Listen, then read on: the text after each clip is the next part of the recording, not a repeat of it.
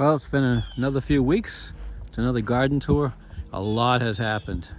An awful lot has happened, both good and bad, as is usually the case with gardening.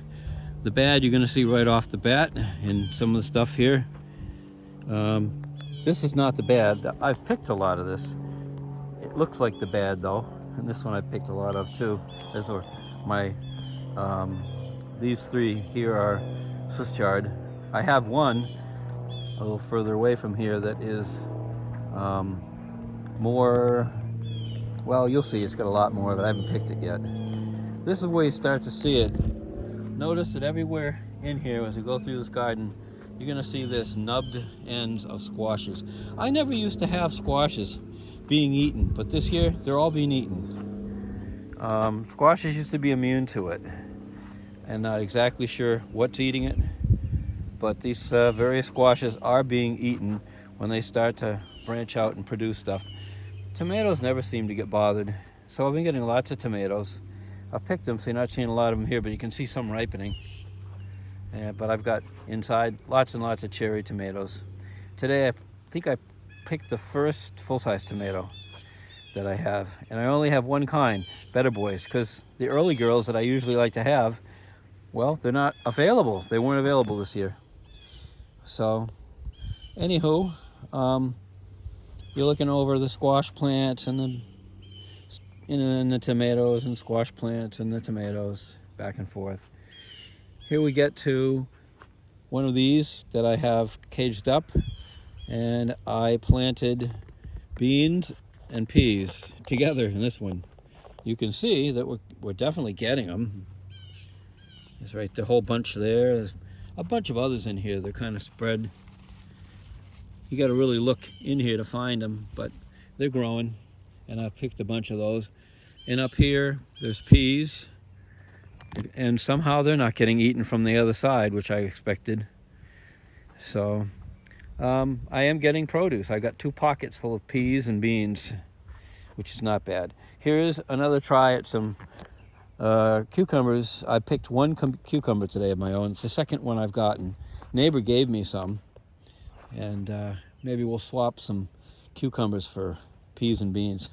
I'm not lacking anything. Between our swaps that we have going between the different ones of us, we're doing pretty well as neighbor gardens. Here you can really see it bad. This was supposed to be a bunch of bean plants, and as you can see, something even gets to them up here, up high. So everything has to have a cage around it except tomatoes, it seems.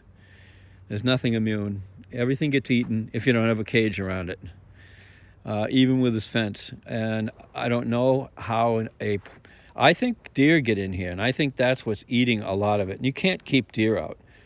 It's hard sometimes to keep a woodchuck out when you want to get in, but it's pretty severe damage compared to before. But like I say, I've got enough of it that I have gotten a yellow squash. Trombocenos, I've seen several of those eaten up. So, and they don't grow as well as the others. Here's some more beans. There were lots of beans that were in here that I picked. There's much more coming. You can see there's one hanging out, flowering there. More of them here. They're growing. I may actually get some peppers. Oh, there's one, actually. But they were slow coming. This may be the one and only.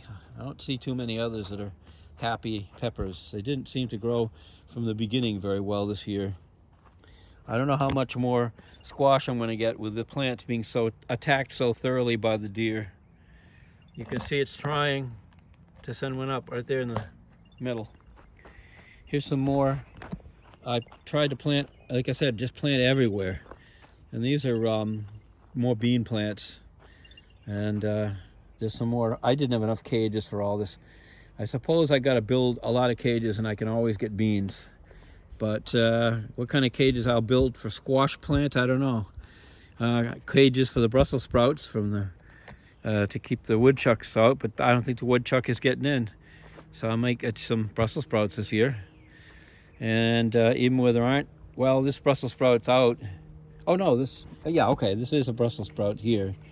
But you'll see the beginning of probably an acorn squash or something similar from this squash plant here. which somehow isn't being completely devastated by the deer. I'm pretty sure it's deer. I've yet to catch anything on video that I could see. I'm gonna have to go back and review again, but I've been trying to increase the sensitivity and get anything and doesn't trigger in the dark, which is when they attack. This is a losing scenario. I won't do this again. I ended up wasting the space. I planted vining pole beans here. You'd think I'd have a ton of them, but no, they're just vining, twisting around and not putting out any beans at all. What a freaking waste. Maybe it's the type of one I put in here, but it was a waste. I think I put a few regular bush beans down there, and they were the only thing that gave anything. That is mostly what's in the garden, because I'm ignoring, as you can see, using the back rows because of the lack of sunlight. Judy wants to know if she can use some of this, and I said, absolutely. If you have stuff that does fine in low sunlight, have at it. But that's the way that part is working. Of course, the morning glories were just devastated from the beginning by the rabbits. They keep trying to come back. They're like, here's a whole bunch right down here. I'm sure they're going to get eaten. And they're not going to manage to mature to get up. So I've gotten a single morning glory. Usually on the old years, I used to have a wall full of them by now. I called it the wall of glory. Ain't nothing, see? Nothing. Nothing, honey. So now for the other parts of the garden. This is the outside garden part 2 that gets more sunlight. Stuff grows a little bit bigger here. I can't say that the garden part's doing horrible. Anything with a cage around is doing well. Anything without a cage, maybe not so well. Same idea. Deer and maybe woodchucks out here. Don't know. Can't tell. Haven't caught any on camera to know for sure.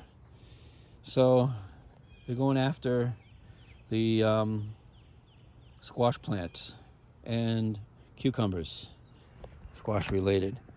If I put a screen around it like this, they do fine. Keeps them out. And up high with a screen around it like this, they do fine. As you can see, lots and lots of beans, tons of beans in here growing. Look at this, the size of this Brussels sprouts. I may actually get some big ones. There's 2 of them there actually. It's 1 cage over 2 pots.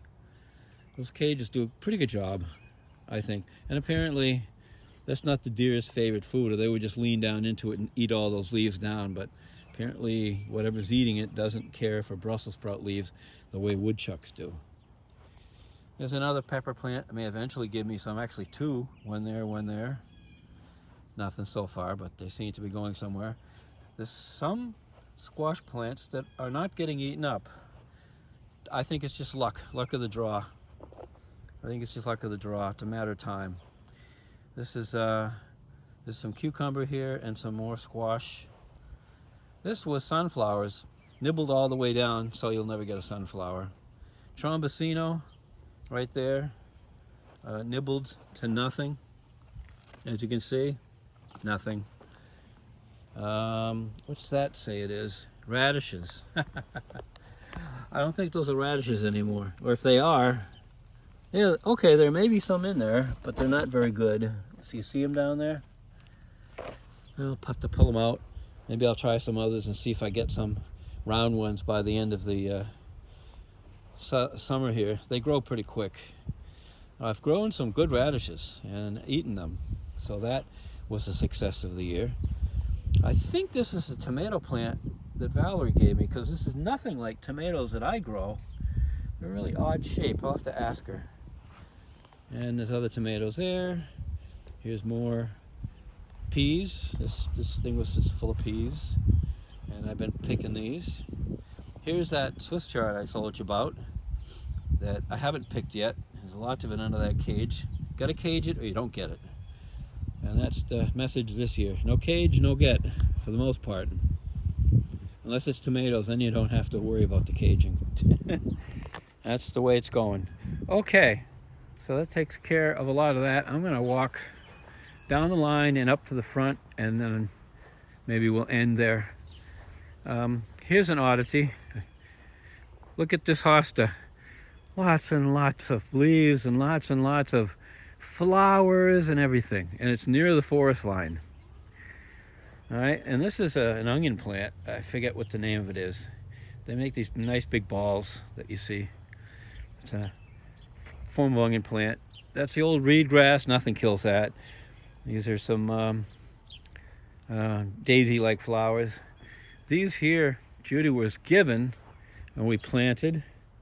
I think those are Shasta daisies that she was given, and these here are, I think, black-eyed Susans. Probably ought to be moved elsewhere because they're just too crowding in with these things. This plant here is the peony plant. That's iris, those ones that are in a circle there, and then mixed in with these black-eyed Susans. So that's got to be sorted out by me. Now look at this. I pointed out the one down the other end there with all the blooms. Notice that these things are nibbled and nubbed right down to next to nothing. See this? I don't know if it really comes through here or not, but it's totally gobbled. There were deer just sitting here, gobble, gobble, gobble, gobble, nibble, nibble, nibble, nibble, nibble, nibble. This has happened every year, by the way, so I'm used to this. But it's weird. Why not that one over there? Why this one? And it's in front of the house. Usually, they don't want to be in front of the house.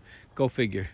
My bushes need to be retrimmed, so today I got to go get two things. I got to get my trimmers, and I got to get my lawnmower for one little area. Okay, so another peonies. You just see how some things are doing here. Still things coming in. I need something that blooms in June. I need something that blooms in June, because you get into June, July area, and it just doesn't seem like there's much going on, you know, for blooming. Not as much. If you look down here, you don't see an awful lot of blooms, and I'd like to see some more color. So I'd like to have some stuff that would bloom in that area. This is one of the first things that does bloom, the rhododendron. It's huge, or as a certain president might say, huge. So we'll head to the front here to what I'm very proud of, which is the hibiscus, and some milkweed for, I hoped I would get some of the butterflies, monarch butterflies. Haven't ever been able to attract any. But there's one milkweed, there's another milkweed, and there's another one out behind there. So they've got some milkweed. Some of the others I just pull out when they're young. I can tell some starting, I just yank them out. But nope, no luck. But the hibiscus has got, I counted, nearly 100 possible blooms on it. And they're just great. This thing's as big as my hand, just about. Really, it's a big bloom. It is one big bloom. So I love this plant. And I'm making sure it gets all the water it needs this year. This is another rhododendron, but it's kind of sickly. Just look down the bottom there, you can see what's happening. It's got that green crap growing all over it. The other one doesn't have that. I don't know what that is, but I think at some point this one's going to end up getting chopped down, and I'll be planting something that maybe one of those things, like I said, that adds color in the part of the season where I don't get anything. And that's mostly it. The apple tree has got apples on it still. So, and the grapevine has got grapes on it. And I can't complain. The Japanese wonder plants, I should say plant, singular. I bought a whole bunch of roots. What do you want to call bulbs?